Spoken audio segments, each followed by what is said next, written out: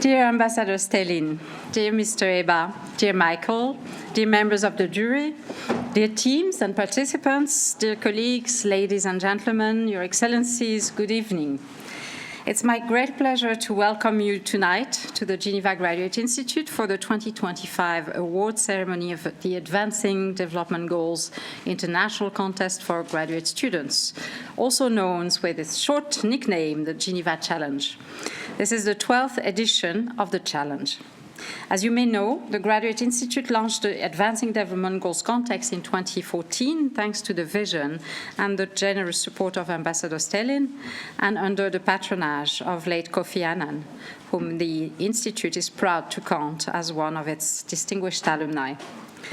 Since its launch in 2014, the challenge has pursued a clear mission to encourage and to inspire younger generations to become key agents of development and peace. Kofi Annan expressed it very powerfully. He said, I quote, "The Advancing Development Goals Contest is a worthy and important initiative, and it will encourage and inspire young students to be key agents for development and peace." As we enter the final stretch towards 2030, it is clear that the world stands at a defining crossroads. The promise of fair and sustainable development contained in Agenda 2030 has been severely tested by the acceleration and the densification of our contemporary poly-crisis. By 2025, we have crossed 7 out of the 9 planetary boundaries, turning our natural environment into a threat for our own species. Deepening geopolitical tensions, unsustainable economic and social inequalities, pandemic risks, food insecurity, and rapid technological disruption represent so many other and interconnected paths to crisis. In many areas, development has not only slowed, but in fact, sometimes even regressed. Deepening inequalities, new conflicts, climate catastrophes, inadequate governance, but also, and very much so, irresponsible and self-serving leadership have all contributed to expand the gap between ambition and reality when it comes to our Agenda 2030. Yet, in spite of this disappointing trend, the Sustainable Development Goals remain our most comprehensive roadmap for a livable, just, and sustainable future. In an increasingly polarized world, the SDGs represent something even more critical. They are a shared framework for issues that concern all of us, a path for us to understand each other, a path for us to work together. In order to go in that direction, we must think in terms of systemic sustainability, an approach that looks beyond short-term responses to siloed and separate issues and problems, and instead takes on the interconnected nature of today's global challenges. First, this will imply that we get ready and trained to embrace complexity and interdependence, and that we become able to decide under uncertainty. The moment calls for courageous and responsible leadership. I'm sure you all are courageous and responsible, a leadership dedicated to the common good and committed to act with long-term horizon. Second, systemic sustainability demands transformative solutions that regenerate and not simply repair our social and our ecological fabrics. We need innovation that break with the past, guided by critical thinking and supported by a constructive, future-oriented imagination. And finally, systemic sustainability calls for hope as a strategic resource, a form of pragmatic, forward-looking optimism that empowers collective action. Building a sustainable world is not only a technical or a policy challenge, it is an act of active faith in our shared future. This act of faith must be carried by your generation. Future generations are not merely beneficiaries of the decisions we make today. They should be authors and at least co-authors of what comes next. As a globally connected academic institution, the Geneva Graduate Institute is committed to creating spaces where today's and tomorrow's citizens can question, imagine, and co-design the pathways to a more sustainable world. This ultimately is one of the most profound purposes of universities, to engage the future not as an abstraction, but as an inspiring project, a collective endeavor shaped with courage, creativity, and hope. For the last 12 years, the Geneva Challenge has empowered students and young people from across the world to think, to dare, to dream, and to imagine sustainable futures and solutions. We are very proud to host such an international contest, which strongly resonates with who we are as an institute. As I already mentioned, the challenge would not exist without the vision and the generous support of Ambassador Stellin. So let me take this moment to really express our profound gratitude to him for his unwavering commitment over more than a decade now to empower young people and encourage you to become creative catalysts of change. I would also like to express my warm thanks to the Academic Steering Committee and to the members of the jury, and in particular to Professor Martina Viarengo and to Michael Moller, who are chair of those respective bodies. Their dedication and their expertise are essential to the success of this competition. And let me extend a special word of appreciation to the representatives from the finalist countries who are with us this evening. Deputy Permanent Representative of Argentina, Ms. Valeria González-Posse, the head of Consular Affairs, the Permanent Mission of Ghana, Minister Safo, and the delegate from the Permanent Mission of South Korea, Ms. Su. For this 12th edition of the Geneva Challenge, students from around the world were invited to develop innovative and interdisciplinary proposals that address the global challenge of migration. In our increasingly mobile and interconnected world, migration is a structural lever or a total social fact, as Marcel Mauss would have called it, with economic, environmental, security, human rights, development, and social cohesion dimensions. It is precisely this kind of total social challenge that calls for constructive collaboration and for creative, cross-cutting solutions. This evening, we will have the privilege of discovering the propositions of the 5 finalist teams for 2025. I very much look forward to that, and to discover also, obviously, the selection of the jury. Even though, for me, if you are here tonight, it's that you've all won. Before we proceed to the award ceremony, it is my great honor to welcome Mr. Patrick Hébas, who will deliver our keynote address tonight. Mr. Patrick Hébas was appointed as Deputy Director of the Division of International Protection at UNHCR in Geneva in 2021. In this role, he is responsible for the legal and the policy work of the Organization for Refugees and Stateless Persons. Mr. Hébas worked as expert on health law and policy with academic and parliamentary institutions in South Africa, Malawi, Senegal, and with UN entities. Later, he joined UNAIDS, where, among other responsibilities, led the organization's global legal and human rights work with the judiciary and parliamentary institutions. He served for 10 years as expert member of the African Commission on Human and People's Rights, and from 2018 to 2021, he was the UNAIDS country director in Central African Republic. Mr. Hébas is not an alumnus, but that's fine. And he holds a PhD in law from the College of Law and Management Studies in UKZN in South Africa, an LLM in Human Rights and Democratization from the University of Pretoria, and a Master's in International Humanitarian Action from the University of Aix-en-Provence and the University of Deusto, Spain. So it's a great honor, a great pleasure to welcome you tonight, Mr. Hébas. I'm leaving you the floor, saying to all of you, wishing you all a great evening, and thank you again for being here tonight.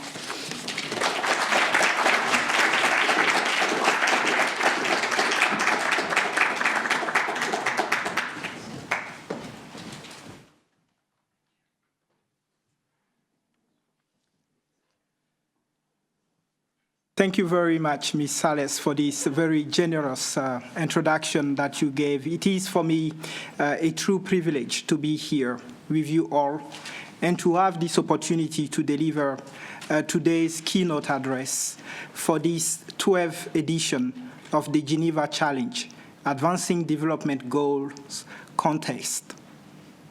I'm particularly honored to have had also the opportunity to join with the members of the distinguished panel of juries that will be awarding today's particular award. It was fantastic to have this opportunity to join you as you reflected and considered these fantastic applications and submissions from students and engaged actors from across the world. I believe that the topic for this year's challenge is one of particular significance in our world in turmoil, confronted with old and new conflict and with the unprecedented level of human mobility, a phenomenon that some seek to prevent. In fact, human mobility is core to humanity. If it did not exist, we will all be Africans. Distinguished participants, ladies and gentlemen, in mid-2025, there was an estimated 117 million people forcibly displaced within their own countries or across national borders. Behind these figures, 117 million people. Beyond these figures, there are human beings, there are families, children, whose lives have been totally uprooted. While most refugees remain in countries that are close to their own, the reality is that many of them are indeed, because of failures to protect, because of lack of services, compelled to move in search of safety in other countries. At the same time, these refugees join migrants and others who also have to move, because our world is rife with inequalities, poverty, bad governance, and lack of opportunity for millions of people, particularly young people. Our world has never been richer, never been safer for some. This world of extreme has left too many far behind, failing to deliver the simple yet compelling promise of the Sustainable Development Goals. These mixed movements of refugees and migrants using the same route, traveling through the same treacherous oceans, exposes them to immense dangers. According to available data, an estimated 69,000 men, women, and children have lost their lives in deserts, at sea, on other routes in search of safety. These movements certainly present complex challenges for states. Asylum systems are stretched thin, reception facilities are overwhelmed, and humanitarian resources are under strain. Oh, yes, they are, particularly at a time when we are seeing across the humanitarian system the defunding of critical programs that save lives. In this context, we also hear calls for scrapping the international refugee law system amid negative narratives around human mobility that often translate in restrictive laws and practices. Narrow responses that focus on border controls are certainly unlikely to address the challenges of human mobility in our world today, the challenges that refugees and migrants face. What is needed is rather a comprehensive response, one that addresses the root causes of displacement and migration. We need responses that promote safe and regular journeys for human mobility. What is needed is humanity above all, is predictability, is coherence in global responses. Under international law, and let's face it, states have a responsibility, a right to manage their borders, to regulate the entry of foreigners. Yet, international law also provides that such measures must not prevent people from seeking and enjoying asylum from persecution. That this response should also ensure that the rights of refugees, as enshrined under international law, regional, but also in many cases in national norms, are respected. How do we confront the current urge to prevent access to asylum, to deny migrants with fundamental rights? We at UNHCR believe that today is the time to step up through partnership, and this is what we are doing, working closely with IOM, working closely with member states, working closely with other stakeholders to build what we refer to as a route-based approach to addressing the challenges of mixed movement of refugees and migrants. This requires a comprehensive framework that ensures protection, respect for human rights, and solutions for refugees and for migrants in countries of asylum, in countries of origin, in countries of transit, but also in countries of destination where people seek safety for refugees or seek opportunities for migrants. This should be done not in isolation, rather as fundamentally interconnected parts of effective responses. The objectives for us are clear: to save lives, to protect, to reduce harm, to ensure that people have alternatives to dangerous journeys, so they can seek the opportunities for employment where they are, so they can be protected when they arrive in countries where they reunite with their families, or in countries where they pursue education. But it is also about working with states who far too often believe that some of our responses are about facilitating irregular journeys.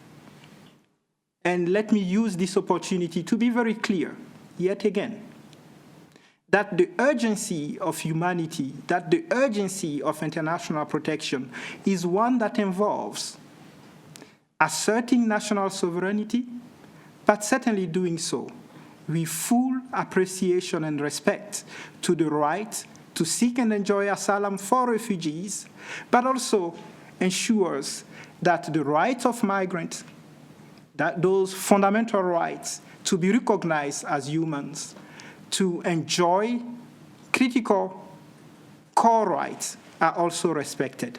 Because indeed, migrants too have human rights. For you who competed in today's competition, we understand that as future leaders, for you this was not just a game, but that at its core, it was also a call to action. I've been particularly impressed to see the submissions that you've put forward in this year's challenge, covering topics such as education, access to employment, social inclusion for migrants and for refugees. And I must admit, I was particularly impressed by the fact that many of you, through your submission, found and spoke to the critical role of modern technology in making these rights happen and be protected. Dear participants, ladies, honorable, in today's gathering, I would like to also indicate that by its very definition, forced displacement and migration are dynamic. In particular, I would like to stress that forced displacement is a complex phenomenon. People may flee a country at the same time as others return to it. that this reality today in countries like Syria, South Sudan, countries where refugees are coming from, but also countries where some refugees and others are returning. Population flow and displacement patterns are indeed constantly evolving due to a multitude of factors. From a legal point of view, and we were able to observe that in many of the current discourse around asylum and migration, there is a tendency to conflate, to consider refugees and migrants to be the same population. While migrants have rights, refugees have specific rights, rights that are enshrined in a number of global and regional instruments, binding but also non-binding. These instruments together recognize the specific nature of refugees, but also the specific nature of their entitlements. Ensuring that these are upheld is a responsibility for all of us, because words matter. Attempts to describe refugees as migrants are often done by design with a view to erode the specific rights that refugees are indeed entitled to. We also notice in our world that authoritarian and far-right voices who exploit fear and offer simplistic vision of mass deportation, of withdrawing from the 1951 Convention are getting louder and offering, in fact, no effective responses to today's challenges. As we mark this year, 75 years of the UNHCR, as we will mark next year, 75 years of the 1951 Refugee Convention, all of us are called upon to ensure that this critical right of enjoying protection from persecution is fully upheld. For us in UNHCR, this means working even harder to strengthen national asylum systems, to work with states to find innovative approaches to ensuring protection. The modern institution of asylum, one that was created indeed 75 years ago, remains as relevant as it was after World War II in our world today. And we see every single day, from Chad to Bangladesh to Mexico to Europe in the context of the Ukraine crisis, this life-saving value of the 1951 Convention and the principles that it enshrines. Asylum, indeed, is a global public good. It is our collective responsibility to defend it, and to do so through effective responses relating to human mobility that recognize that there are other people on the move too who are not refugees, but who do have human rights. In 2016, in the face of the overwhelming nature of the Syria crisis, the international community came together to adopt the New York Declaration for Refugees and Migrants. A framework followed 2 years later by two separate compacts, one on refugee and another one on migration. Together, these instruments offered clear responses for how to address the challenges of asylum and migration in our world today. But what is powerful about these instruments is that together they recall the fundamental role of international cooperation, the fundamental role of multilateralism, the fundamental role of global solidarity. Unfortunately, values, principles that are increasingly lacking in our divided, polarized, and in our world in turmoil. So today's challenge is indeed about recognizing your wonderful contribution and submissions, but it is also about recalling these values of global solidarity, repositioning and reconnecting with the force of multilateralism, but also speaking about the role of future generations in ensuring that we can reimagine how we respond to the challenges of human mobility through research, through advocacy, through community engagement, through innovation, as you put it in many of your submissions. So let's celebrate tonight, all of you who participated in this competition.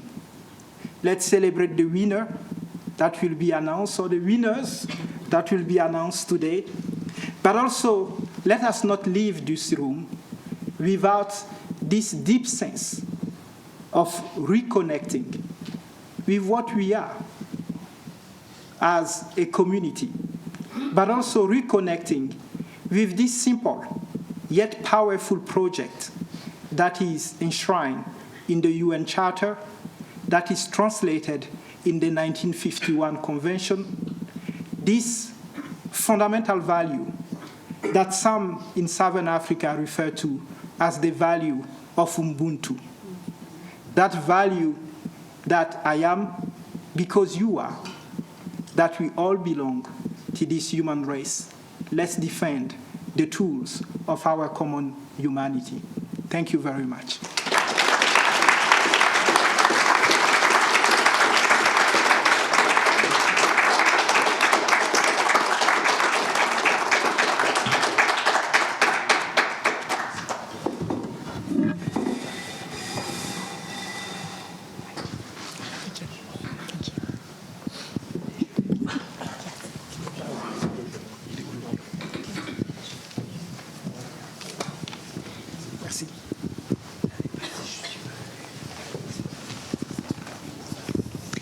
Thank you very much, Mr. Eba, for this interesting and important talk.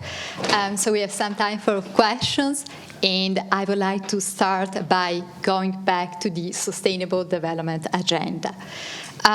So linking the Sustainable Development Agenda with migration has been part of ongoing discussions. In your view, what is the role, as we were talking about, the current state of multilateralism and global cooperation in a context where many countries are increasingly focusing on national public policy and on political priorities? What do you think is really can be done in order to foster this international cooperation? Well, thank you very much. I believe that we need to indeed break out of this false sense of competition or this false sense of opposition between delivering for national audiences and delivering on national priorities, and the importance of engaging in global public good.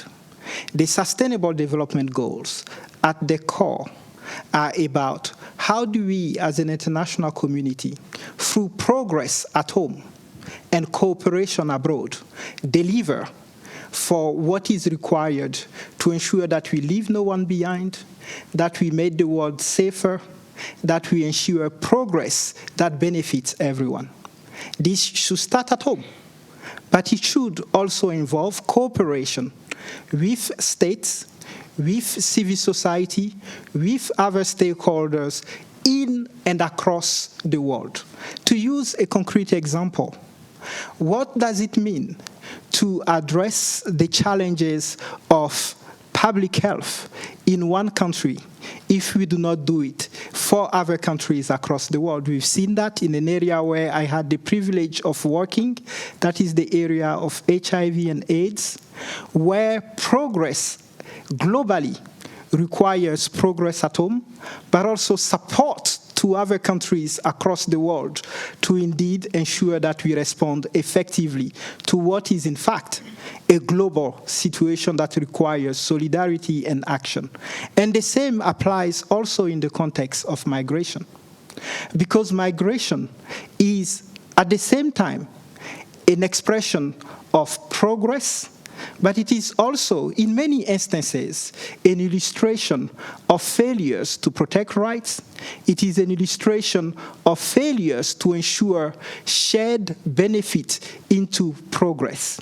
And so how we ensure that through actions that states take at home, but also through cooperation, we can address the root causes of migration, ensuring that people have options in their countries of origin, ensuring that through cooperation and global development, we help create opportunities and inequalities, support the strengthening of national institutions. All of these contribute to addressing the challenges of migration, but also creating pathways for labor, for education, ensuring that people can move safely.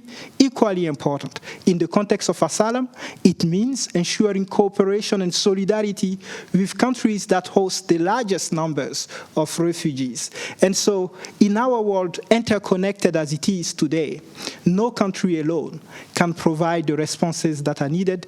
This is the time for cooperation. This is the time for making the Sustainable Development Goals real through ensuring better and effective solidarity. Thank you. And I now have a question on policies. So different policies have been introduced to foster the socioeconomic integration of refugees, ranging from language training to active labor market policies, cash transfers, and legal status adjustments. What do you think are effective policies for a successful integration? And how do you see the role for a joint effort by governments, civil society, and the private sector? Thank you very much. Let's start at the core and go back to the basics. Ensuring that refugees have access to employment, are included, and that they can lead full and dignified lives should start with effective and protective legal frameworks.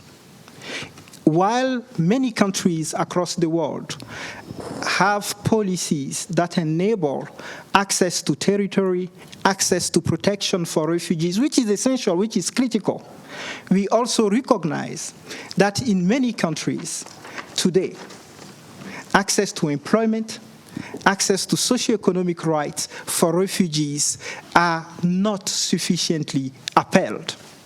And so ensuring that we can work with states to remove those barriers, to ensure an enabling legal and policy environment should be the priority. In many countries, refugees do not have access to freedom of movement. How can you enjoy access to employment? How can you create a business if you do not have freedom of movement? So ensuring that those critical rights that refugees should be entitled to are indeed upheld is the first step.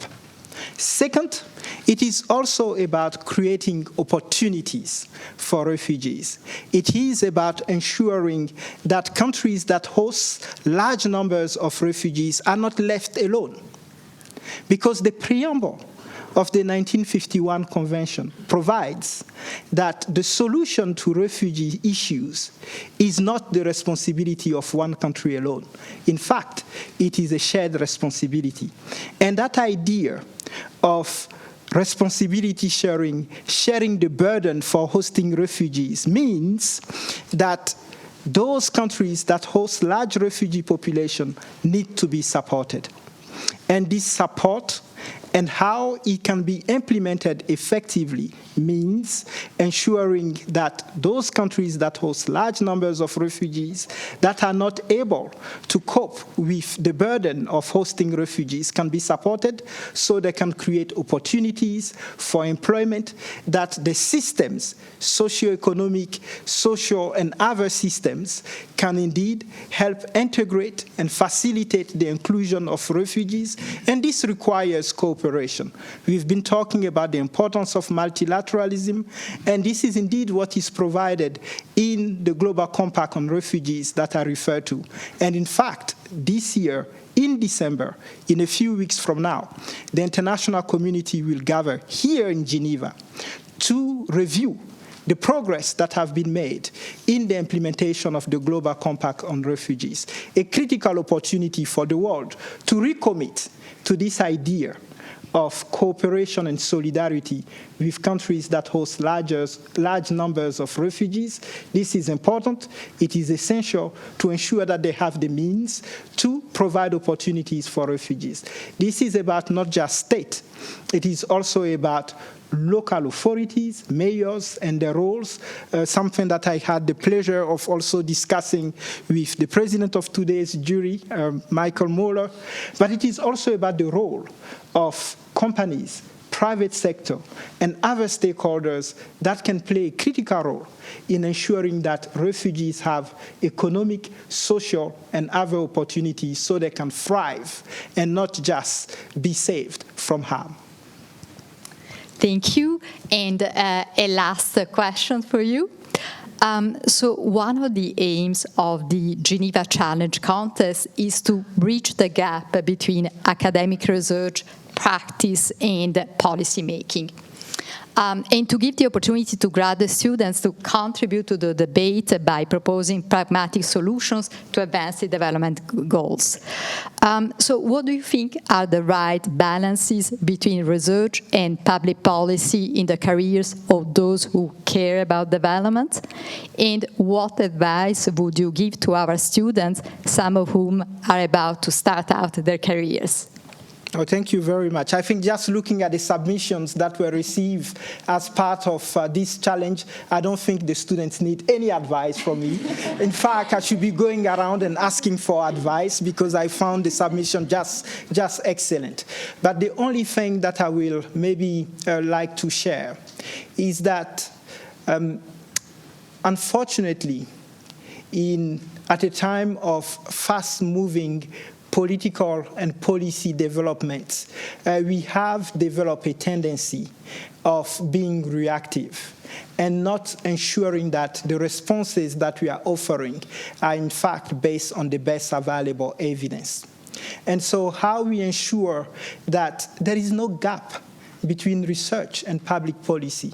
In the sector of health, people refer to this as operational research, which means research that has immediate impact in actual implementation. And so it is this idea, how you can, through your experience, your expertise in research, ensure that you can inform evidence-informed policy making and ensure that you can draw, through making policy, draw from a large spectrum of understanding, experiences, good practices to ensure that we can respond as best as possible, but not just being driven by the immediate quick reactions, but rather think about how we ensure that our responses are based on matured, strategic, and longer-term thinking, but also grounded in the evidence of what works and what has failed, why it failed, and how we can do better. Thank you so much, Mr. Eba, for this was a very interesting address. Thank you so much. No, thank you again, and really a privilege to be here. Thank you very much. Thank you again for inviting me. Thank you for joining us.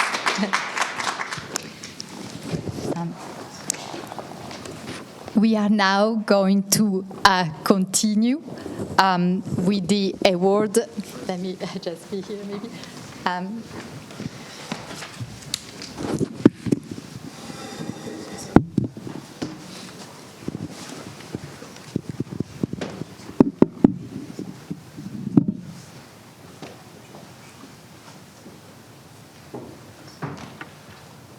So we are now going to continue with the award ceremony of this contest, which will be chaired by Mr. Michael Muller, president of our jury and a strong supporter of the Geneva Challenge.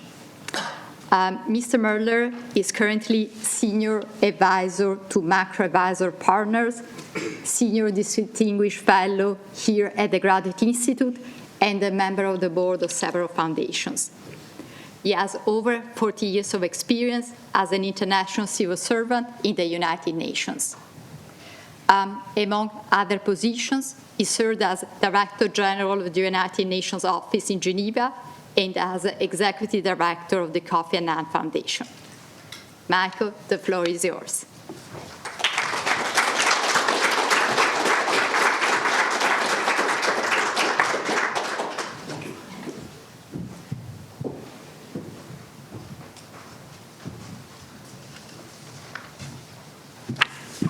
Good evening, everyone. First of all, a very warm thank you to Mr. Eber for his insightful address, and to Professor Martina Virayengo for moderating the discussion.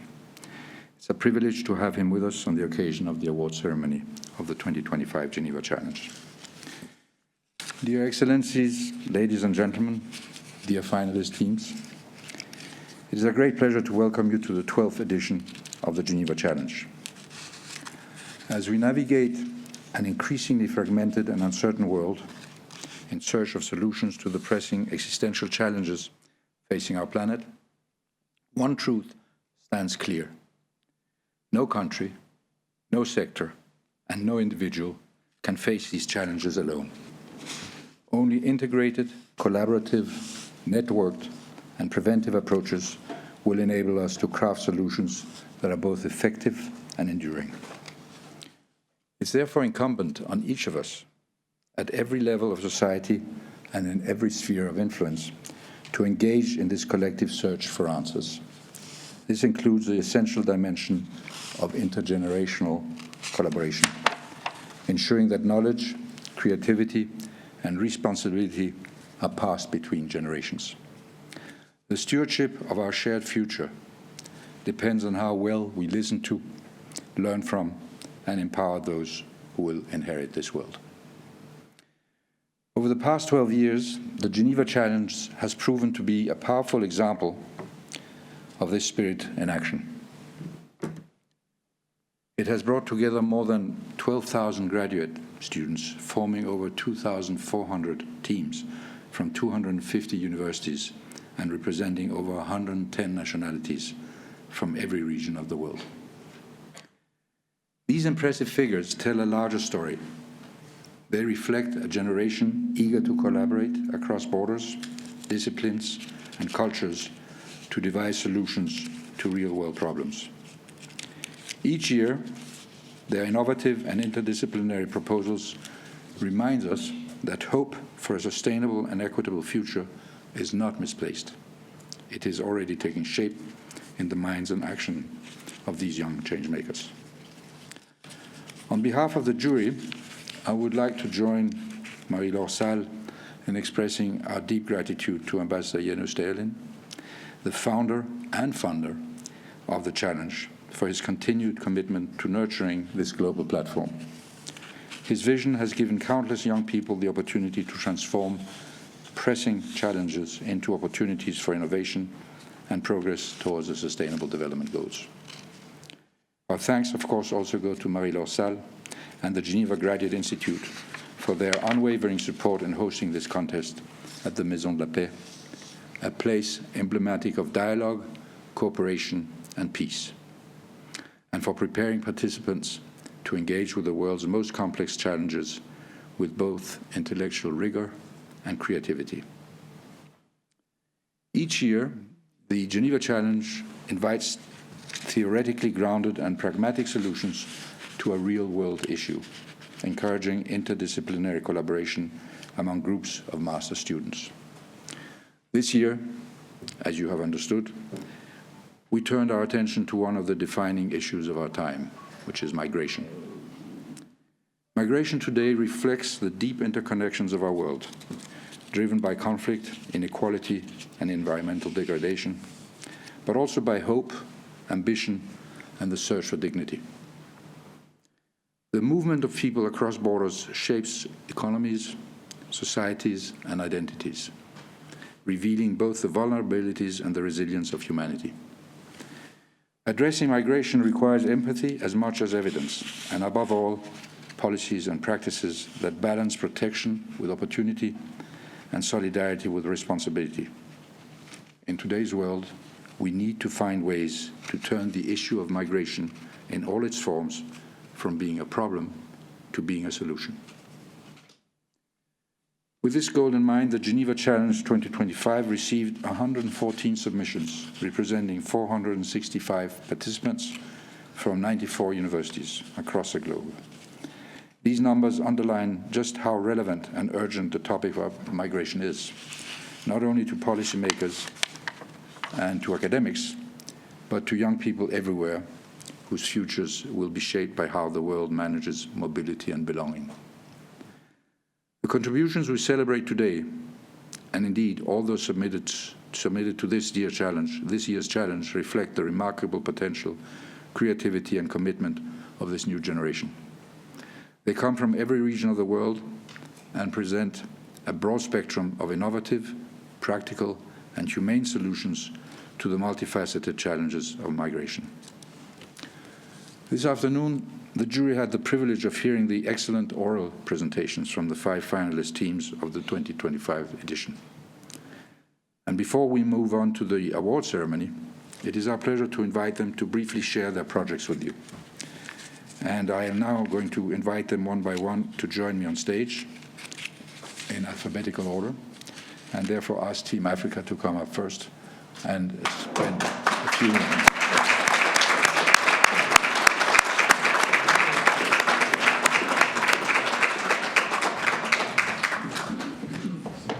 I know it's difficult in your enthusiasm, but try to be brief. Please, go ahead. Actually, yes, come here. Or no, come here. This way. Go ahead. Sure, thank you. Thank you very much. I would like to paint the project by telling a story and letting you know what our solution is. Fatou is a 27-year-old computer science graduate from Côte d'Ivoire. She moved to Ghana, the same ECOWAS region, in search of opportunity. But due to unrecognized diploma, she speaks French, not English. She's been cleaning offices for the past 2 years. Fatou isn't alone. About 15 million skilled Africans are stuck in the same trap, wasting talent and draining about $10 billion yearly from our economies. This is brain waste and is holding back Africa's integration. That is why we are building AfriBridge Connect, a bilingual mobile-first digital platform that turns these migration barriers into bridges. Imagine a migrant uploading their diploma, even a paper one, through an info kiosk at Kotoka Airport. Our AI instantly translates it, maps it to local standards, and matches them to jobs and social network in their language, all in 48 hours, not months. And for low literacy or disabled users, full voice navigation, USSD access, and info kiosks. No, we are not copying Europe. We are innovating integration for Africa's mobile reality. After African Union, ECOWAS all promise free movement, but there is no tool to make this real on ground. Why we've developed 2 high-impact pilot corridors, Ghana, Côte d'Ivoire, to bridge the Francophone-Anglophone divide, Cameroon, Nigeria, to test our voice-based access for rural migrants. We have already developed an animated prototype of our project that shows exactly how it works. And we are in active talk with education ministries, tech hubs, and migrant NGOs to co-launch our pilot. What next? We are seeking 250,000 USD in seed funding to build our MVP, to deploy info kiosks at our pilot corridors, and to ensure onboarding of at least 1,500 migrants to prove real impact on jobs and dignity. Our mission is very clear. We want to ensure that no African talent is wasted due to a border, a language, or even a piece of paper. That's a diploma. We are building the bridge together. We are AfriBridge Connect. Thank you very much.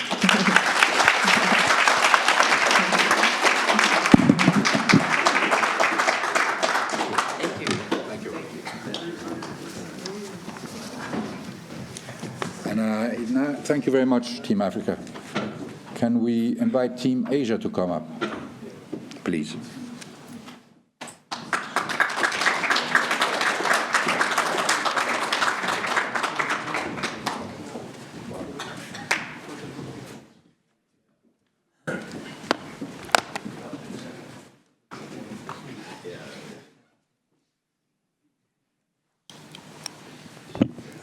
Dear Excellencies, ladies and gentlemen, my name is Jiun Lee, and I am presenting on behalf of Team Asia. I would like to begin with a story about a 10-year-old boy named Jonathan, who is visible but invisible. Now, what does that mean? Jonathan was born in Korea to undocumented parents. Because they had overstayed their visas, he could not be registered at birth. He grew up speaking Korean, making friends, and living like any other child in South Korea, yet he had no legal identity, no medical record, and no pathway to protection. His story here is not unique. In South Korea today, an estimated 20,000 undocumented migrant children live without legal identity. Some were born in the country, some have arrived with their parents, but all face the same barrier, meaning limited access to education, restricted healthcare, and the constant fear of exposure. And regardless of where they come from, children deserve protection simply because they are children. Our project Minsa, short for Migrant Identity Number Sandbox, was designed to respond to this gap. Minsa is a two-part digital system, one being the Minsa portal, which connects families to NGOs, clinics, schools, and support organizations, and the Minsa ID card, which uses zero-knowledge proof technology to verify eligibility for the services without revealing personal information. This allows schools and clinics to assist safely while remaining within Korean legal constraints. Our pilot begins in Ansan City, which is South Korea's most multicultural city. Local NGOs and clinics actually already support undocumented families, but their efforts remain fragmented and inconsistent. So Minsa builds on these existing structures. It provides a prototype that local actors can adapt, and being a realistic approach within South Korea's legal and political environment. In terms of visibility, Minsa follows a clear phase strategy. We begin with trusted partners in Ansan to test the platform and then expand to other cities in the country and hopefully to other countries in the region as well. Our funding model draws from NGO partnerships, municipal cooperation, and public-private support, ensuring that Minsa is grounded in proven models that balance anonymity, verifiability, as well as civic inclusion. So from the experience of one undocumented child to the transformation of an entire local ecosystem, Minsa shows how digital innovation can make rights real. It turns fear into access, fragmentation into coordination, and invisibility to recognition. Every child, whether born or brought here, deserves to be seen and protected, and we believe that Minsa can make this possible. Thank you.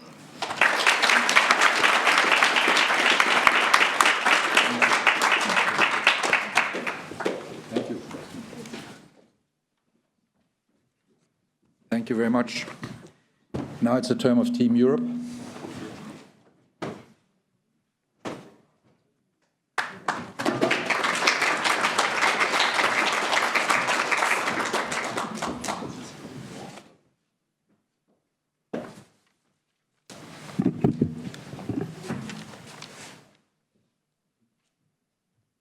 Thank you, everyone, for attending this ceremony tonight. I'd like to express a special thank you to Mrs. Majdouline Salahuddin and Mr. Soufiane Kadiri for their presence tonight. And now, dear jury, Your Excellencies, ladies and gentlemen, let's think together. Imagine standing in the middle of a strawberry field in southern Spain. The air is cold, the soil is wet. And like hundreds of women around you, you begin another day of work. Many of them have traveled hundreds of kilometers from Morocco, hoping to provide a better future for their family. But instead of dignity, many encounter exploitation, unsafe housing, withheld wages, intimidation, and sometimes far worse. Now, imagine being one of these women. You witness abuse, you suffer harassment, you want to speak up.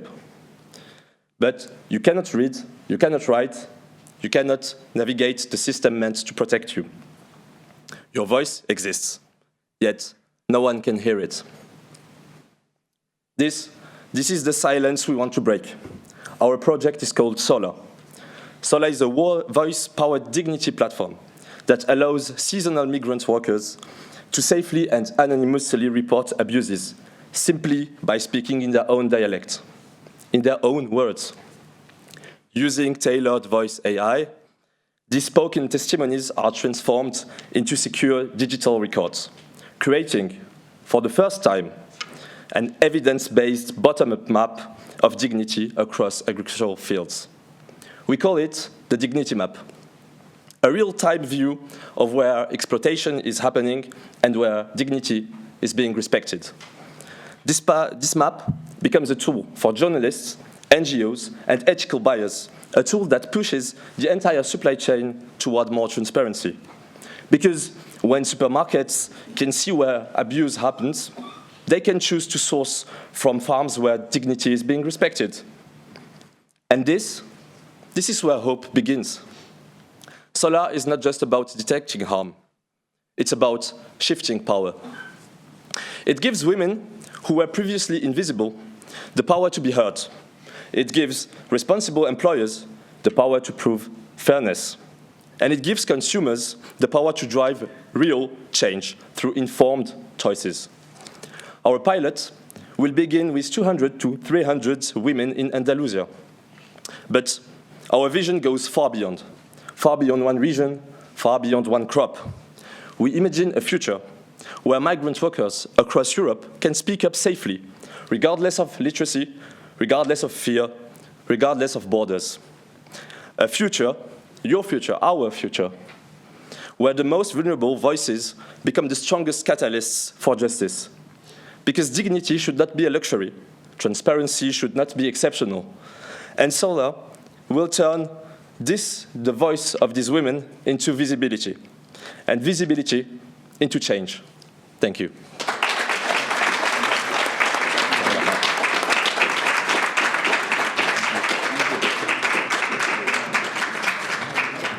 Thank you very much. And I now call on Team Latin America to come to the podium.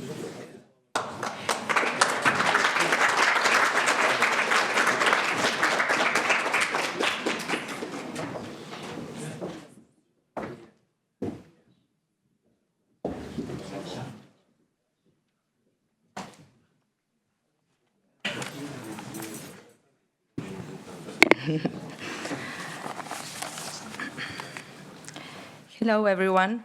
First of all, we wanted to say how truly grateful and happy we are to be here with you, sharing our project. And, well, we are a federal group of the Master in Administration and Public Policy of the Universidad of San Andrés in Argentina. And we come here representing our country and our region, Latin America.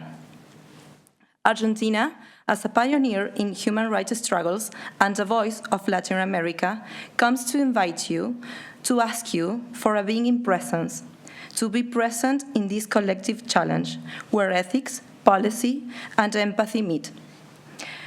Let me start with something very simple yet profoundly human, the conviction that migration should never be an obstacle but an opportunity. In the era of human mobility, people move every day in search of work, safety, or simply a chance to begin again. And yet, when they arrived, doors closed before anyone even reads their resume. Why? Because of their accent, because of their origin, because of their invisible prejudice. That's where technology, and business have a huge responsibility, because if we don't design our systems ethically, algorithms can replicate our biases and turn inequality into code. That's why we created Unum Somos Uno, a free digital platform that connects migrants and companies on equal terms, built under one clear principle: ethical algorithmic design. On Unum, employers don't see nationality, gender, or age. They see skills, experience, and commitment. The hiring process is blind, and that simple rule changed all the game, because it opened doors where there used to be walls. But Unum is not just an app. It's a new model of responsible migration governance, where governments, companies, and international organizations work together, because we think that migration demands a shared responsibility between states and across borders. Unum is also a business solution with purpose. It helps companies strengthen compliance and ESG standards, reducing unconscious bias, and access incentives for inclusion and diversity. Because today, we think that doing the right thing isn't just ethical, it is smart business. Every decision in Unum follows by a strict data protection standard from the European GDPR to the Argentinian data law. We don't monitor, we protect, and our ethical committee ensures that every algorithmic decision respects human rights, dignity, and informed consent. When that trust between all of the actors of our idea, when that trust becomes an action, everything changes. Companies discover hidden talent. Governments gain real data for doing real and fair policies. And people like Maria, a Venezuelan nurse in our story, finally find a dignified and decent job. That's what Unum is about. It's about technology with a soul, a way to prove that our differences doesn't divide us, our differences complete us. And then when we truly see one another, we all grow. Because in the end, we are not so many separate projects. We are Unum Somos Uno, and every migration story is a story of a shared future. Thank you so much.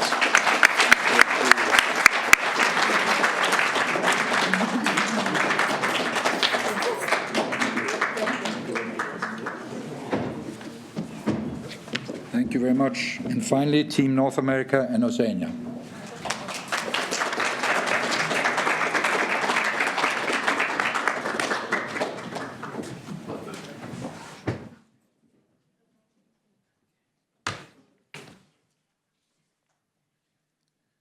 Your Excellency, ladies and gentlemen, good evening. Hello everyone, we are Team PAD from North America and Oceania. Around the world, nearly 49 million displaced youth under 18 face barriers to health and well-being. When teens arrive in new country, they feel isolated, confused, and unsure about where to find reliable information. They may struggle with language, face stress at home, school, or feel too embarrassed to ask to adults. But there is one main thing that is very strong among teenagers. They trust each other. This is the idea behind PATH, Peer Action for Teen Health. Our project focuses on migrants aged 13 to 18. We train older migrants who have already adjusted to their new environment to support younger arrivals. We call them health navigators. They lead small and comfortable sessions on mental health, reproductive health, nutrition, and also basic well-being in places where the teens already feel comfortable, such as schools, youth centers, or community places. To support their work, we created 2 tools. The first one is a digital toolkit with short videos, simple explanation, and activities in multiple languages. And the second is Youth Health Passport that help teens track their mood and also sleep, their daily habits, their nutrition, in a private and easy way. We are piloting PAD in 3 places, in Jakarta, San Diego, and Melbourne. These locations help us to see how PAD work across different cultures, different systems, and also migration experiences.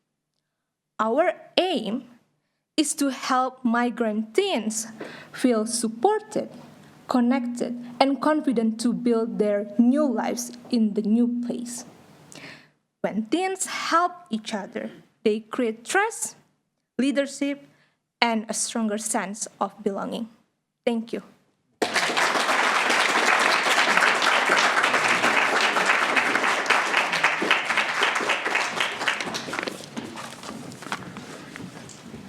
Wow, pretty good, huh?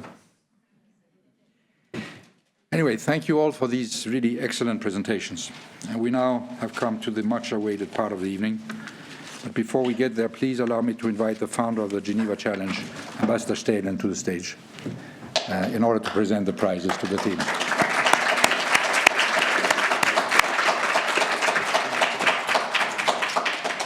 5 prizes will be distributed tonight.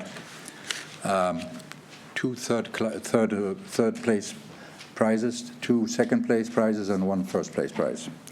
And I will invite our jury members individually to come and make some comments on each of these teams when we ask them up. So, as you can imagine, given the quality of what you've just heard, the jury deliberated really intensely. And it was a difficult task, but we managed. And it's my great pleasure to announce that the 2 third places go to PATH from North America and Oceania, and UNUM from Latin America. And I ask wait a minute, guys, just one of the teams at a time. I'd like to ask PATH to come up first.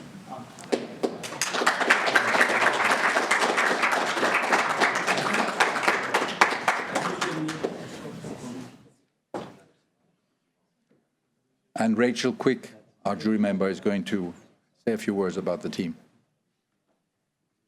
Rachel, you have the... I don't know if this works. Please come here. Thank you. Thank you. Good evening. Well, I've got a lucky job because they just told you what their project's about. So I just get to say a few of the things that we loved about it. First of all, this was really focused on young people, youth. And as the mother of teenagers, I can agree with you that young people prefer to get advice from each other than hear it from adults. And this was very much focused on that peer-to-peer support and learning, and also on the mental health aspect of assimilation and settling into your new country. We also were impressed by the fact that you were so committed in your daily life to helping other migrants around you, and that this project was going to be piloted in 3 different places, very different contexts, in Jakarta, Melbourne, and in San Diego. We loved that there was an online component, but also an IRL component, so that really they were going to work in their communities with the peer-to-peer learning and activities. So yeah, we just wanted to thank you very much for your contribution and for your presentation today. Thank you.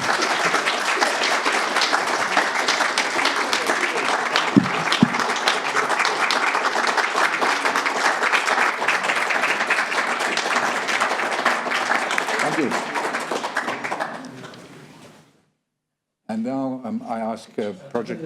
Oh, no, wait a minute. The photographer has a job to do. Okay.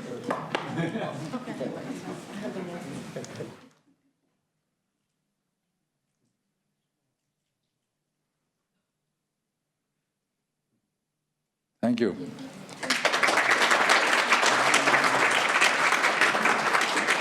Colleagues from UNUM to come up, please, and get their prize. And Florian, please join us.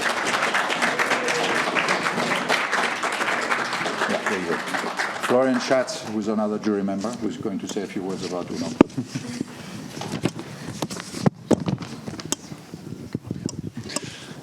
Dear UNUM team, felicitaciones por su propuesta y presentación excepcional.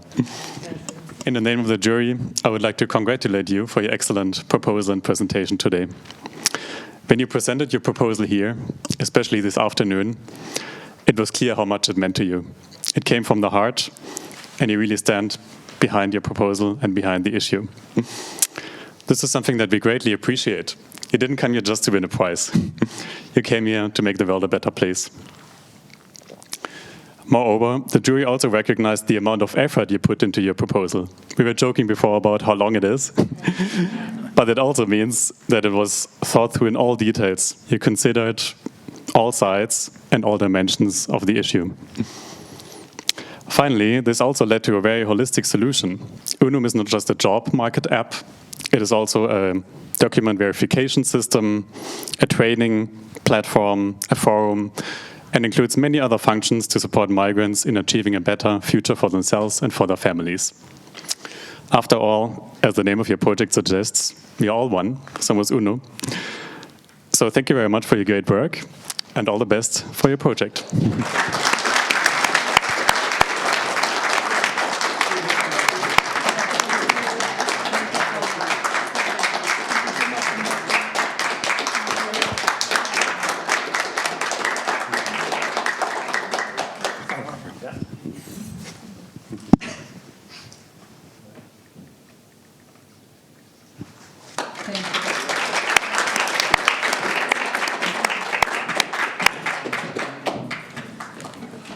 Thank you. And now to the second places. And the first project I would like to call up is SOLA from Europe. And Michael Keating, our other jury member, to come up and say a few words.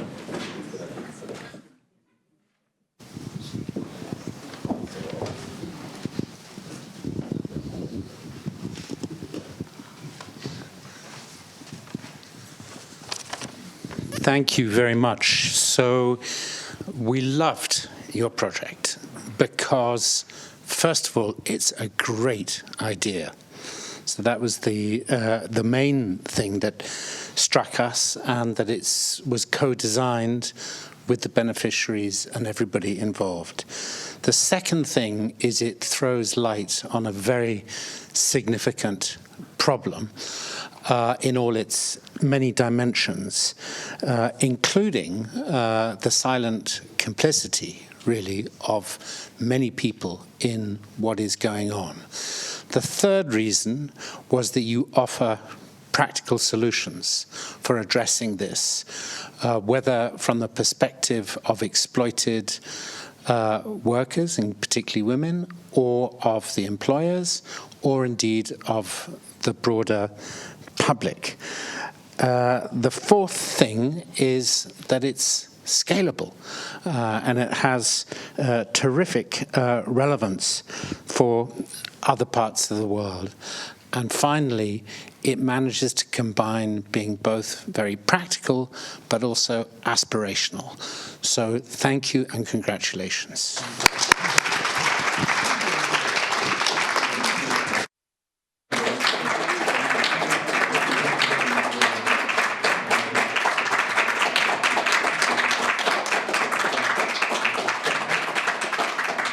Thank you. The photo, of course. I keep forgetting the photo. There we go.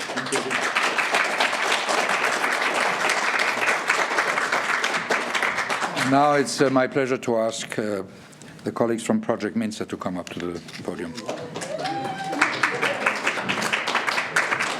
And our colleague Florian Schatz is going to say a few words about this group as well. You want this or you want some? Thank you.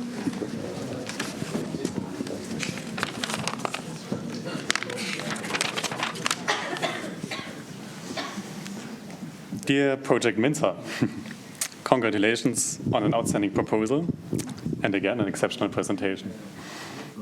As a member of the jury, it's again my privilege to share some points of why we selected your proposal.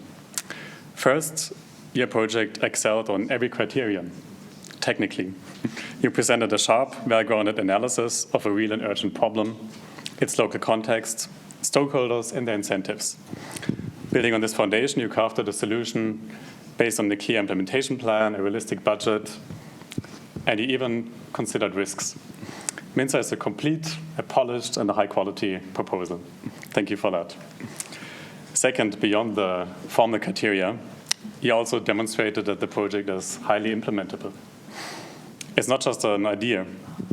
You showed us concrete cases of where it existed before, or where similar cases existed, such as the Shihong Child Confirmation Certificate and the temporary foreign management number system during the COVID pandemic. These cases showed us that Minsa is not only feasible, but that it could actually be successfully implemented in the context of South Korea. Third, you made a powerful case that Minsa can change lives. By opening access to essential services such as education and healthcare, your proposal gives undocumented migrant children the tools they need to grow, to thrive, and to belong.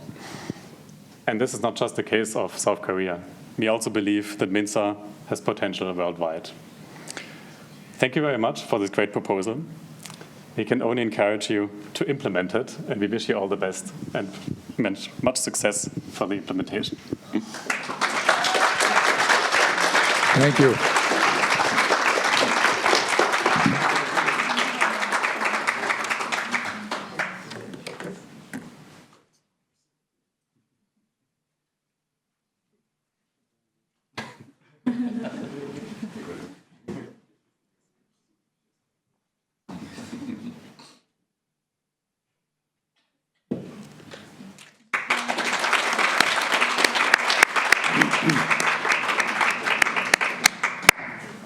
And now it's my great pleasure to ask the first place team, AfriBridge, to come to the floor.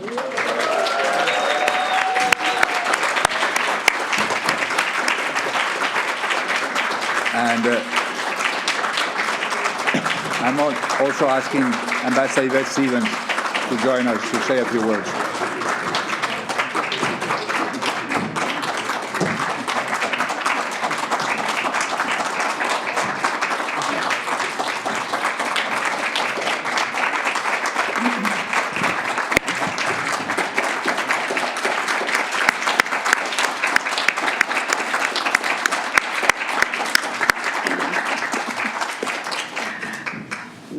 Congratulations for your project, AfriBridge project, which we particularly liked for a number of reasons.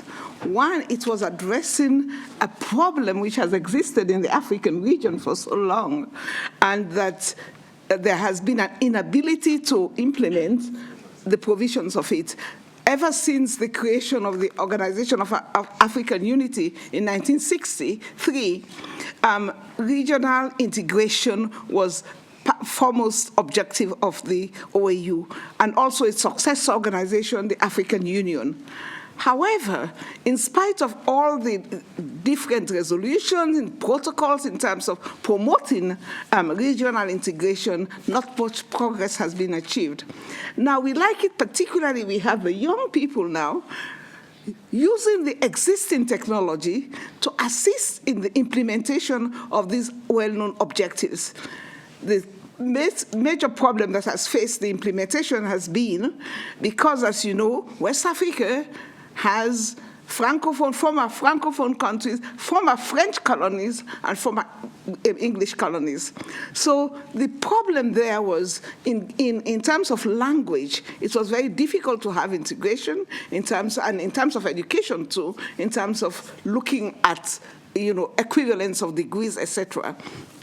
Now, and this has hampered the implementation of these well-known objectives. ECOWAS, actually in 1979 already, had passed a protocol on the free movement of people within the ECOWAS region. But people are not able to benefit from it, because what is happening is that if I, as belong to a West Anglophone African country, I cannot go to my neighboring French country because of all these problems. So what do? I come straight to my former colonial masters. And the same apply to also the Francophone countries. So basically, we think that this project has a potential of allowing integration, movements between countries in West Africa, because we know that in some countries have a lot of qualified people, for instance, let's say IT, whereas the neighboring country might not. So what is stopping those qualified in IT to be able to work in the neighboring countries? So we like the project because it was addressing this problem. And we also note that it was implementable. And already a lot of work had been done by the team before even coming to Geneva. So we know that the framework is there, the mechanisms are there, and the concept is there, and the use of modern technology to achieve this for us impressed us very much. So I'd like to thank you very much for this proposal, and also to congratulate you wholeheartedly.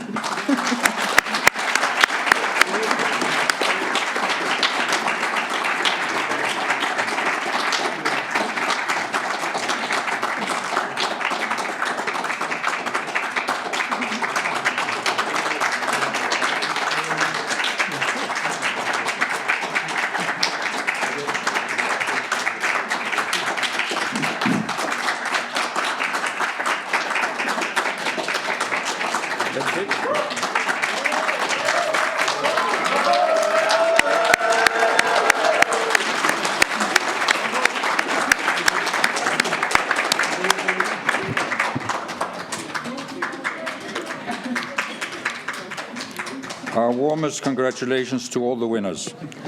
We hope that you will continue your wonderful work in advancing the development goals. With this, we are almost at the end of the ceremony, but there's one last important announcement that I have to make before we close. And I'm delighted to share that the 2026 edition of the Geneva Challenge will focus on the challenges to the future of work. The world of work is undergoing an unprecedented transformation. Technological disruption, demographic shifts, climate transitions, and evolving social expectations are redefining what it means to work, how we value labor, and who participates in the economy. While millions of new jobs are expected to emerge by 2030, even more could be displaced, showing that this is not only a technological challenge, but a deeply social and institutional one. Artificial intelligence and automation are already reshaping labor markets, with lower skilled and routine jobs most at risk, and rising demand for analytical, creative, and emotional intelligence skills. At the same time, demographic imbalances are widening. As workforces age and shrink in higher income countries, youth populations are expanding rapidly in lower income ones, a dynamic that could either deepen global inequality or unlock a powerful demographic dividend. The rise of the gig and platform economy, growing gender gaps in access to technology, and the ongoing fragmentation of global supply chains all add further layers of complexity. These forces together are redefining the social contract, pressing us to rethink social protection, lifelong learning, and the very meaning and value of work itself. The future of work, then, is not predetermined by technology. It will depend on the choices we make today, how we invest in people, redesign our institutions, and revalue the human dimensions of our work: creativity, care, and cooperation. Please help us spread the word about next year's challenge, and if you're a student, think about participating yourself. To everyone who's joined us tonight, thank you, and best wishes for you all. Thank you.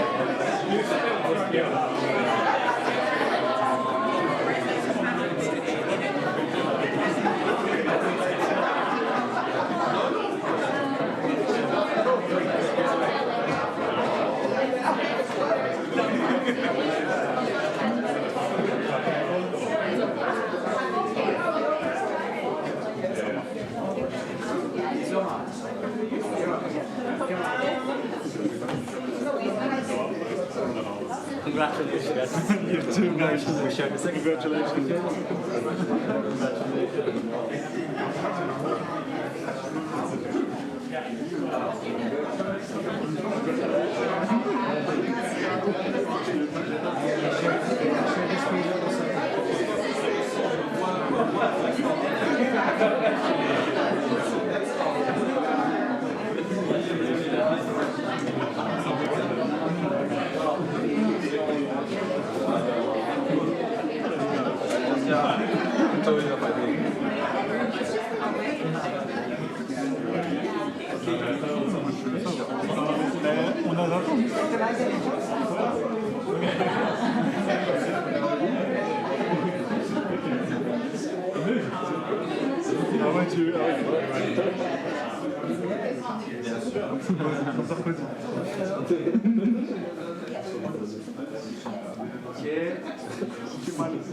Par là, vous êtes prêts?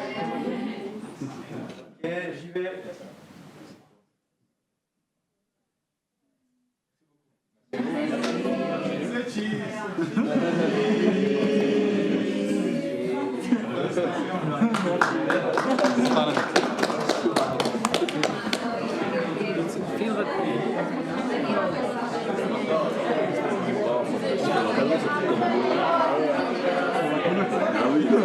Ah oui.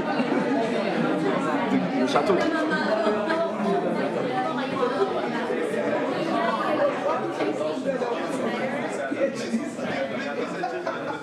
We need to see how we adapt these responses.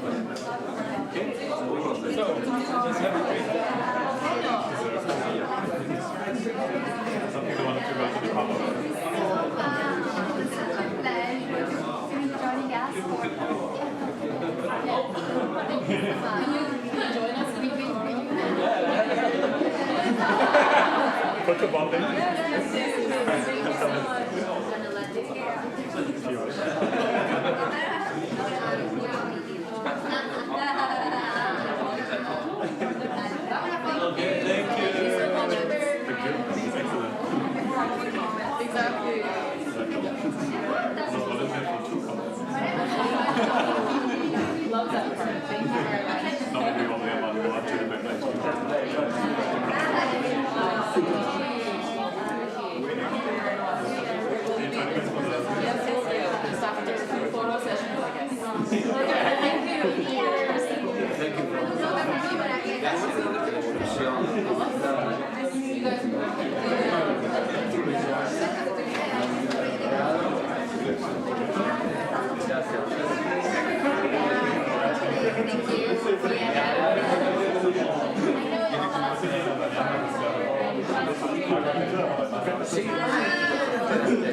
Thank you.